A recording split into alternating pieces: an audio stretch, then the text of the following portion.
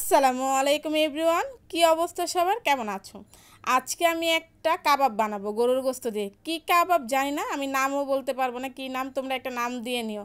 হলুদ গুঁড়ো ছিল, মরিচ গুঁড়ো ছিল, ধনিয়া গুঁড়ো ছিল, জিরা গুঁড়ো ছিল, লবণ ছিল, ছিল হলো কাবাব মশলা। এগুলো সব মিক্সড করে আমি কাবাব বানাবো। তো গরুর গোশত পরিষ্কার করে বেটে দিয়েছে আমার ভাইয়ার বউ।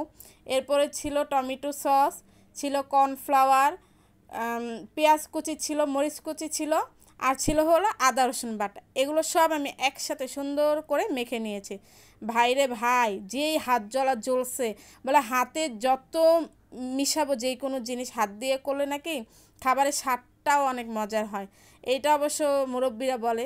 এই যে দেখো আমি মিক্সড করে নিয়েছি সব কিছু। এখন আমি দিয়ে দেবো একটা ডিম। এই ডিমটা দিয়ে আমি সুন্দর করে মিক্সড করে নিয়েছি। তোমরা দেখো মাশাল্লাহ দিলে কালারটা সুন্দর হয়েছে না? একবার মাশাল্লাহ কিন্তু বলবা, ঠিক আছে?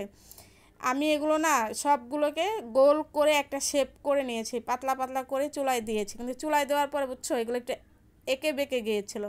তোমরা যে যেভাবে পারো নিজেদের মতো করে শেপ দিয়ে নিও। মাশাল্লাহ খেতে এত মজা হয়েছে, এত মজা হয়েছে কি বলবো। আমি বানাইছি দেখে না, তোমরা একবার বানিয়ে খেয়ে আমাকে অন্তত একবার জানায়, ও বুঝছো। এরপরে আমার ছোটো মাকে দিয়েছি, সে পাগল হয়ে গেছে খাওয়ার জন্য। ওই যে কাবাব আর হলো পরোটা, এটা ছিল আজকে আমাদের সন্ধ্যার নাস্তা। সবাই আমার ভিডিও দেখবে, আমাকে ফলো করবে এবং আমার জন্য দোয়া করবে। আর আমার ভিডিও বেশি বেশি দেখবে। আর হয়েছে কি জানো, আমার ফলোয়ার একদম বাড়ছে না, আমার জন্য একটু দোয়া করে। আল্লাহ হাফেজ।